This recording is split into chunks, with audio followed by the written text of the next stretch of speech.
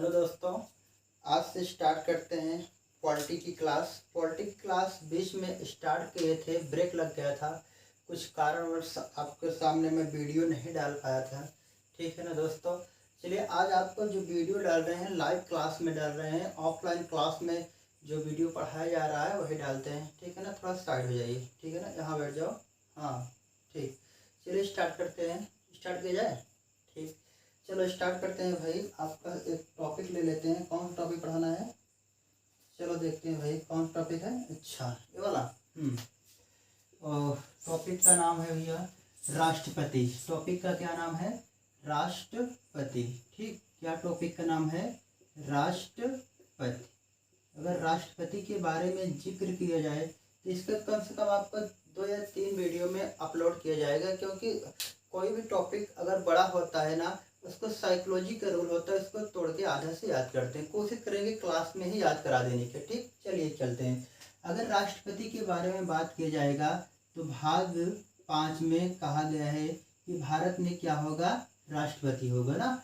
और देखिए, कोई भी पदाधिकारी पढ़ने से पहले कम से कम जो आज हम बताएंगे वही सब में होता है। चाहे पहले पदाधिकारी को बता दिया जाए या चाहे अनुच्छेद को बता दिया जाए। बताओ कौन सा बताया जाए? पहले आपके कोई पदाधिकारी पढ़े, चाहे राज्यपाल, मुख्यमंत्री पढ़े, ठीक है ना, राष्ट्रपति, उपराष्ट्रपति, और अदरवाइज कोई भी अधिकारी पढ़े। कम से कम जो चीज़ें होनी चाहिए पहले वहाँ से स्टार्ट करें कि अनुच्छेद से स्टार्ट करें। बताओ आप लोग कहाँ से स्टार्ट करें? ठीक, आप सही कह रहे हैं। चलिए स्टार्ट करते हैं। सबसे पहले देखते हैं भाई, कोई भी पदाधिकारी पढ़ते हैं यहाँ से सीखते हैं योग्यता के बारे में। जैसे यहाँ बता रहे हैं वैसे आपको सीखना है ना। योग्यता, देखिए कोई भी चीज़ का, कोई भी चुनाव लड़ेंगे तो आपको क्या होना चाहिए? कम से कम योग्यता तो होना जरूरी। योग्यता के बाद क्या होगा? निर्वाचन। ठीक है, निर्वाचन कहा जाए या क्या कहा जाए? चुनाव। ठीक है भैया, चाहे कहा जाए चुनाव या निर्वाचन। योग्यता हो गया, चुनाव हो गया, चुनाव के बाद होगा आपका शपथ। ठीक, क्या होगा? शपथ। शपथ के बाद आएगा कार्यकाल। शपथ के बाद कार्यकाल। कार्यकाल के बाद होता है वेतन। कार्यकाल के बाद क्या होता है? वेतन। वेतन के बाद पढ़ेंगे भाई और त्यागपत्र। ठीक, क्या पढ़ेंगे? त्यागपत्र। बस इसी क्रम में आपको याद करना है ना। किस क्रम में बताए हैं आपको? देखिए यहाँ सबसे पहले योग्यता, योग्यता के बाद चुनाव, चुनाव के बाद शपथ, शपथ के बाद कार्यकाल, कार्यकाल के बाद क्या पढ़ेंगे? वेतन, वेतन के बाद क्या पढ़ेंगे? त्यागपत्र। जैसे बताए हैं, केवल यही क्रम आपको याद रहेगा। कोई भी पदाधिकारी आप पढ़ेंगे तो समझ लीजिए आप क्वेश्चन को लगा ले जाएंगे, गलत नहीं करेंगे। चलिए एक एक क्वेश्चन के बारे में बात करते हैं। देखिए यहाँ योग्यता।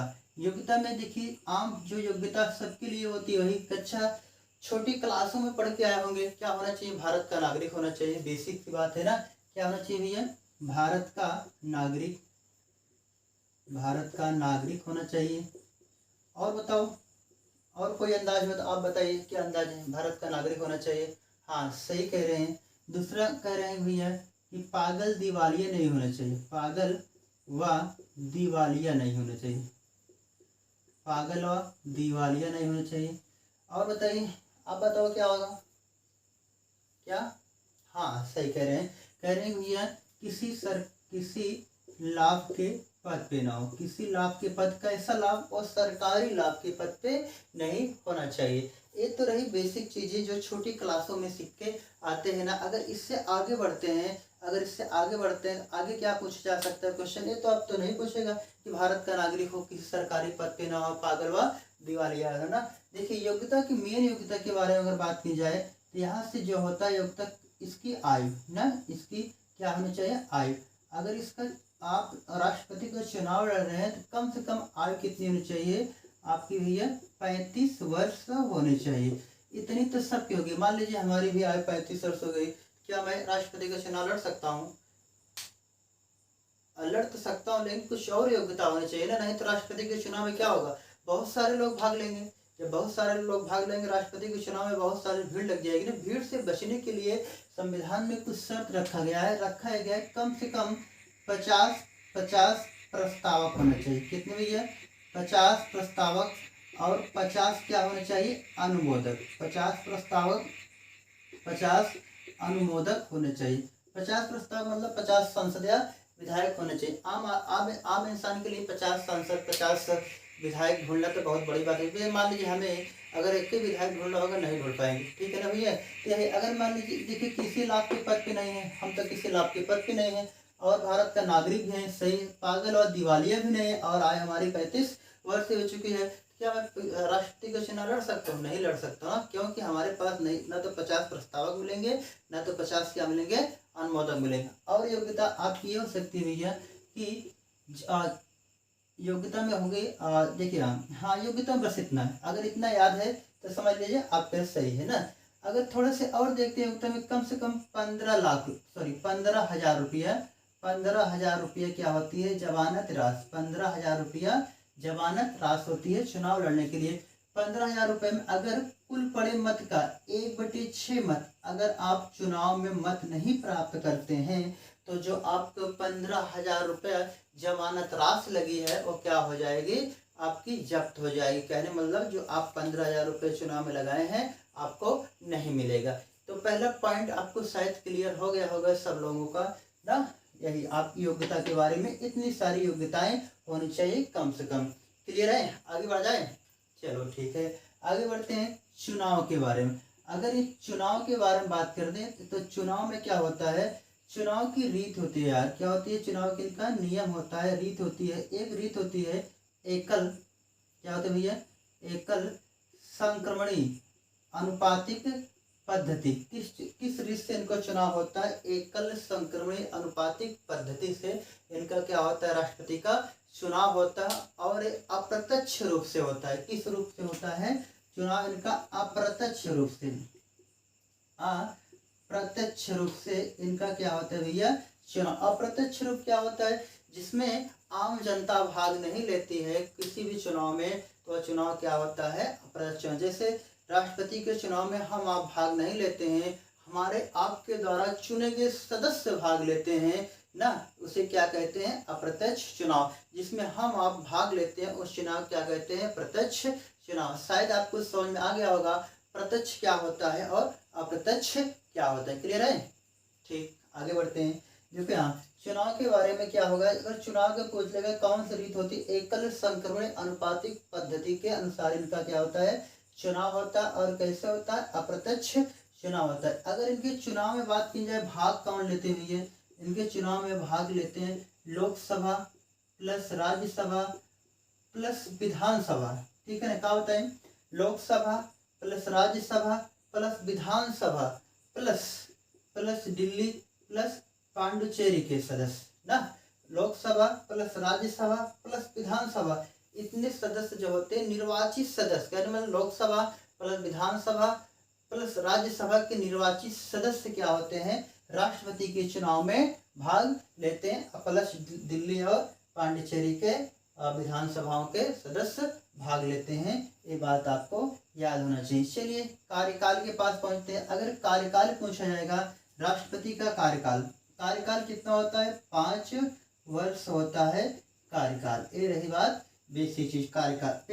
वेतन के बारे में बात की जाए, राष्ट्रपति का वेतन कितना मिलता है, 5 लाख। कितना मिलता है भैया, राष्ट्रपति के वेतन 5 लाख रुपए राष्ट्रपति का वेतन प्रेजेंट टाइम में मिलता है ना, ठीक है ना। चलिए लास्ट पॉइंट अगर बात करते हैं, यहाँ से त्याग पत्र के बारे में बात किया गया है।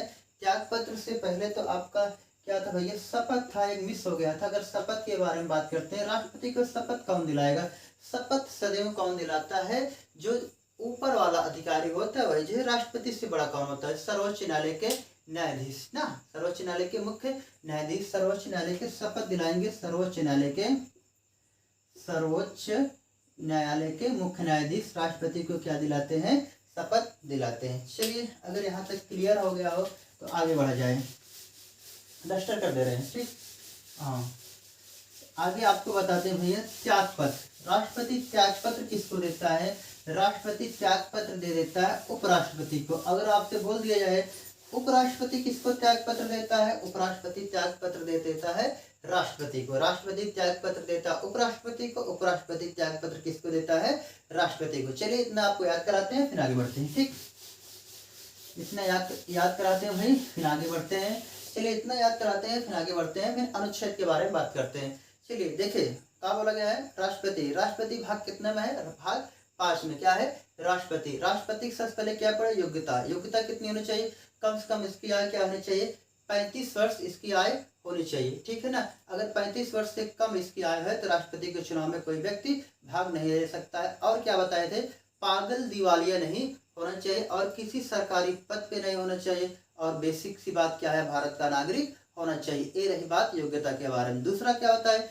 चुनाव के बारे में। चुनाव ना, निर्वाचन। अगर चुनाव के बारे में बात की जाए, इनका चुनाव जो होता है एकल संक्रमण अनुपातिक पद्धति से इनका चुनाव होता है। आगे आपको बढ़ाते हैं एकल संक्रमण अनुपातिक पद्धति क्या होता है और क्या बताया चुनाव के बारे में। चुनाव में कौन भाग लेता है? चुनाव में भाग लेता है लोकसभा के निर्वाचित सदस्य प्लस राज्यसभा के निर्वाचित सदस्य प्लस विधानसभा के निर्वाचित सदस्य प्लस दिल्ली और पांडिचेरी के विधानसभाओं के निर्वाचित सदस्य राष्ट्रपति के चुनाव में भाग लेते हैं।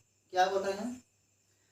अच्छा, हाँ, चलिए ठीक है। कह रहे हैं कि जो राष्ट्रपति लोकसभा और राज्यसभा में सदस्य मनोनीत करते हैं, क्या राष्ट्रपति के चुनाव भाग लेते हैं? नहीं भाग लेते हैं। इसलिए नहीं भाग लेते हैं, मान लीजिए हमें किसी को मनोनीत करके बनाए हैं सदस्य, अगर हम खड़े हो जाएंगे किसी भी चुनाव में तो हम ही क्यों वोट देंगे ना। इसलिए संविधान में लिखा गया है कि राष्ट्रपति जो लोकसभा में और राज्यसभा में सदस्यों को मनोनीत करता है वो राष्ट्रपति के चुनाव में भाग नहीं लेते हैं, तो फिर किसके चुनाव में भाग लेंगे भाई? उपराष्ट्रपति के चुनाव में वो भाग ले लेते हैं, ठीक है ना। क्लियर है?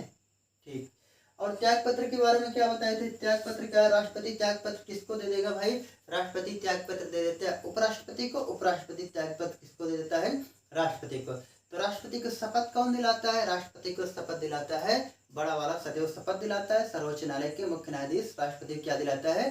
शपथ दिलाता है। वेतन, प्रेजेंट टाइम में वेतन कितना मिलता है? 5 लाख रुपए राष्ट्रपति को वेतन मिलता है। ये रही बात थोड़ा से राष्ट्रपति के बारे में बेसिक चीज। बताओ क्लियर है ना? आगे बढ़ जाए? चलिए ठीक है, आगे बढ़ते हैं थोड़ा सा। अब आपको ले चलते हैं, कहाँ ले चलते हैं?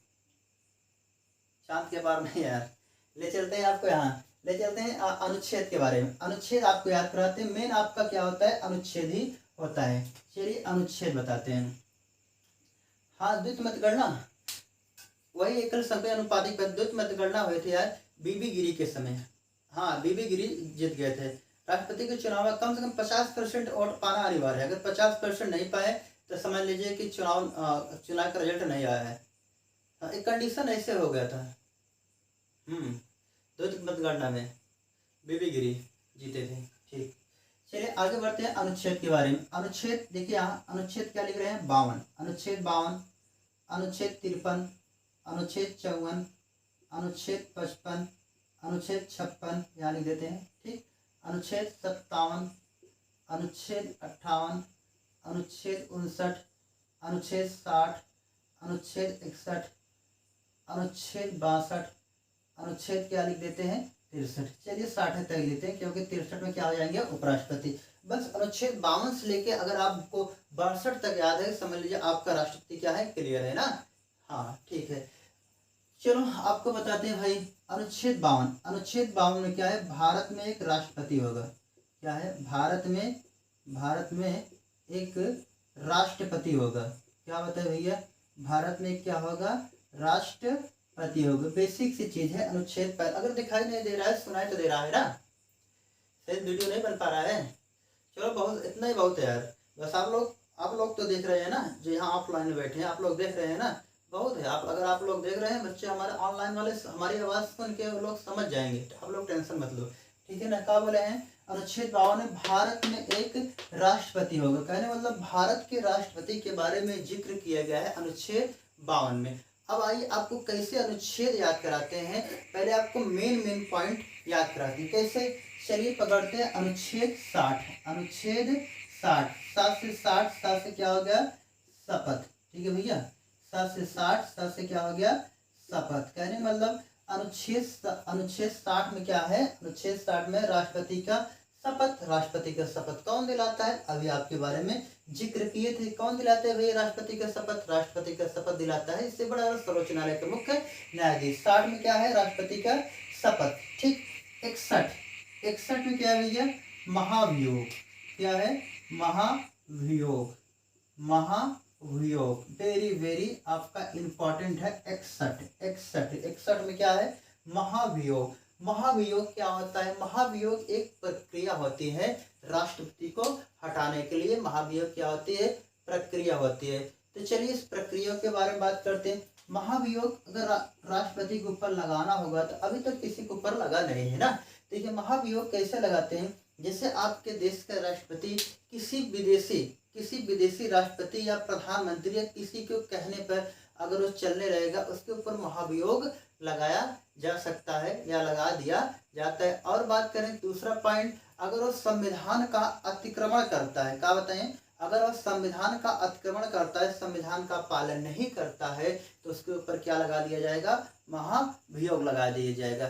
तो आगे ऐसे थोड़ी लग जाएगा, नहीं ऐसे नहीं लगेगा।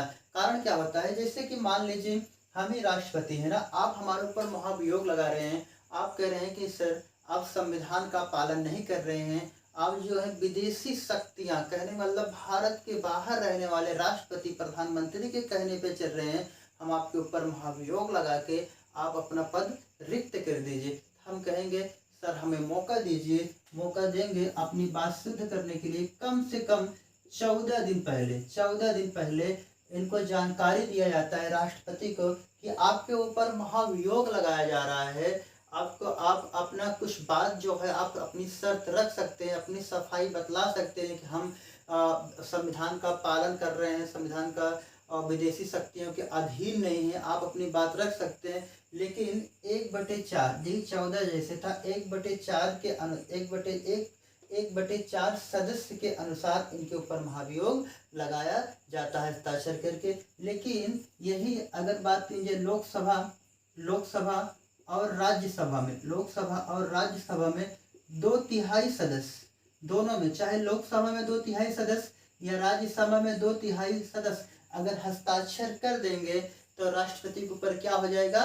राष्ट्रपति के ऊपर महाभियोग लग जाए। कहने मतलब 2/3 सदस्य चाहे राज्यसभा से लोकसभा में आ जाए, हस्ताक्षर करके लोकसभा वाले राज्यसभा में चले जाएं, आप कहेंगे सर जी राष्ट्रपति को भी यहाँ दर्जा देना चाहिए। भाई लोकसभा और राज्यसभा के बारे में तो क्लियर है, 2/3 सदस्य हस्ताक्षर करने चाहिए। लेकिन अगर राष्ट्रपति के बारे में बात करें, हमारे ऊपर मान लीजिए हम राष्ट्रपति, हमारे ऊपर आप लोग महाभियोग लगा रहे हैं, तो अगर हमारे पास जाएगा तो हम क्यों चाहेंगे कि राष्ट्रपति के पद खाली कर देंगे? यहाँ राष्ट्रपति के बारे में जिक्र नहीं होता है, केवल बात होती है लोकसभा और राज्यसभा में अगर 2/3 सदस्य अगर हस्ताक्षर कर देते हैं तो राष्ट्रपति के ऊपर क्या लग जाता है? महाभियोग। अगर राष्ट्रपति के ऊपर महाभियोग लग जाएगा तो इनका अपना पद क्या करना पड़ेगा? खाली करना पड़ेगा। लेकिन बात और ये होती है कि राष्ट्रपति का पद यहाँ लिख देते हैं, राष्ट्रपति का पद कभी खाली नहीं रहता है। राष्ट्रपति का पद कभी खाली नहीं रहता है, यानी रिक्त नहीं रहता। कहेंगे सर अभी आप बताए थे कि राष्ट्रपति का पद क्या होता है? खाली रहता है ना, लेकिन राष्ट्रपति का पद क्या होता है? कभी खाली नहीं होता है। चलिए समझिए कैसे।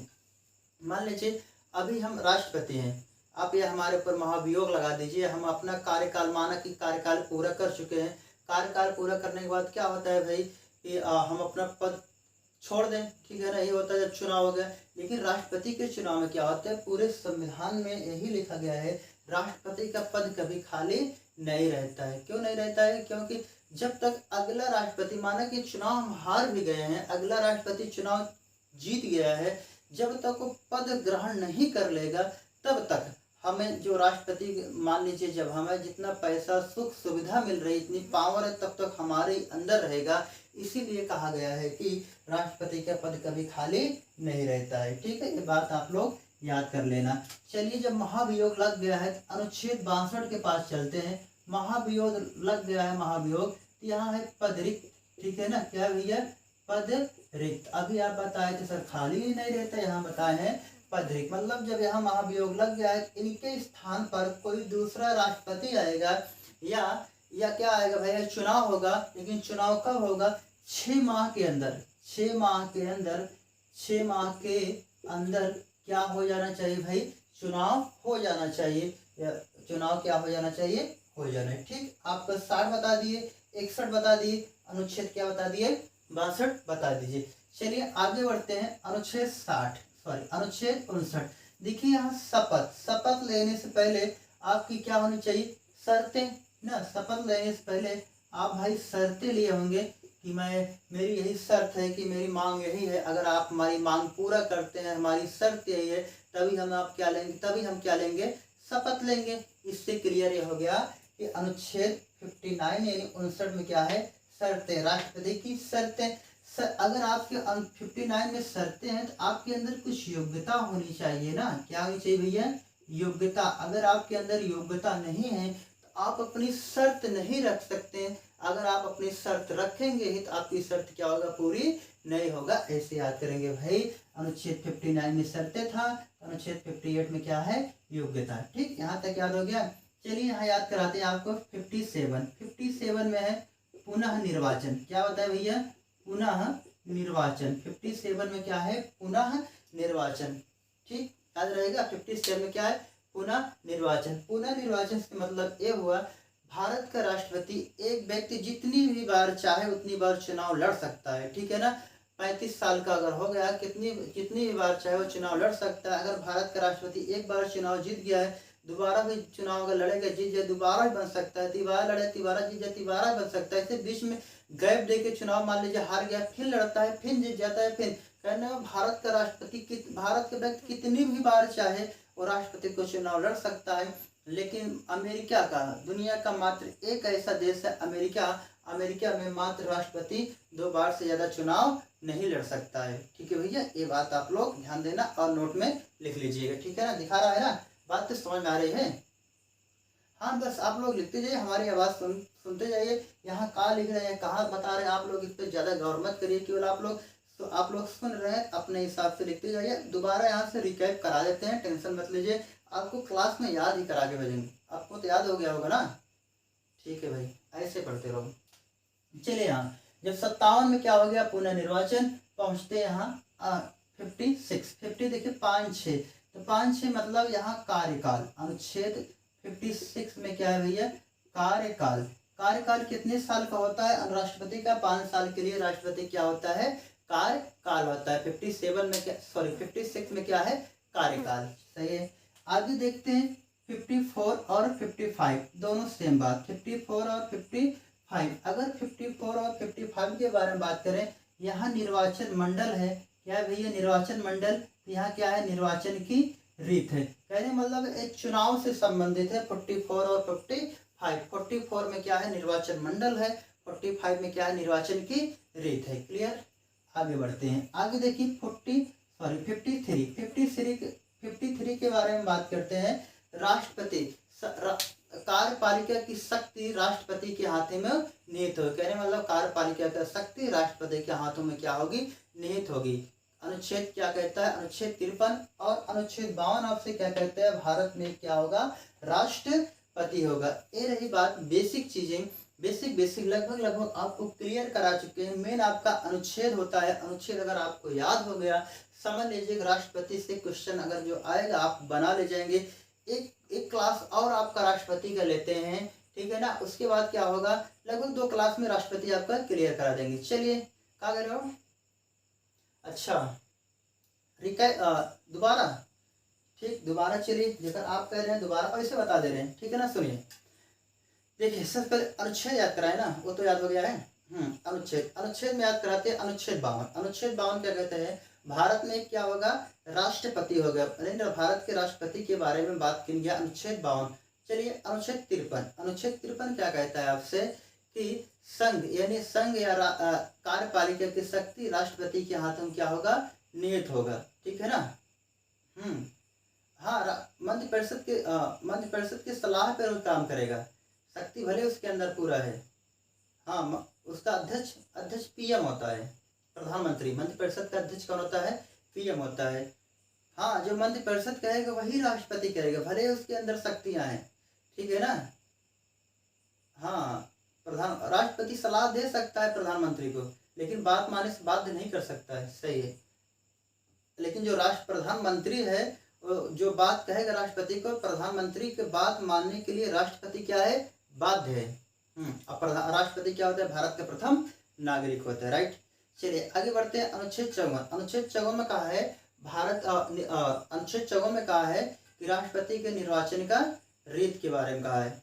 हाँ, मंडल निर्वाचन, कुल मिला के 54 और 55 क्या है, निर्वाचन के बारे में। सही है। चलिए 56 के बारे में बात करें। 56 में क्या है, कार्यकाल 5-6 इसे याद कर लेना, 56 होता है 5-6 मतलब राष्ट्रपति का कार्यकाल कितने साल का होता है, 5 साल के लिए होता है। सही है। अनुच्छेद 57, अनुच्छेद 57 में क्या है, पुनर्निर्वाचन, राष्ट्रपति का पुनर्निर्वाचन मतलब राष्ट्रपति चाहे जितनी बार भारत का व्यक्ति हो राष्ट्रपति का चुनाव लड़ सकता है, लेकिन अमेरिका के संविधान में लिखा गया है कि कोई भी व्यक्ति अमेरिका का 2 बार से ज्यादा राष्ट्रपति का चुनाव नहीं लड़ सकता, मतलब जीत के 2 बार अगर कोई व्यक्ति बन गया राष्ट्रपति दोबारा नहीं बन सकता है। सही है।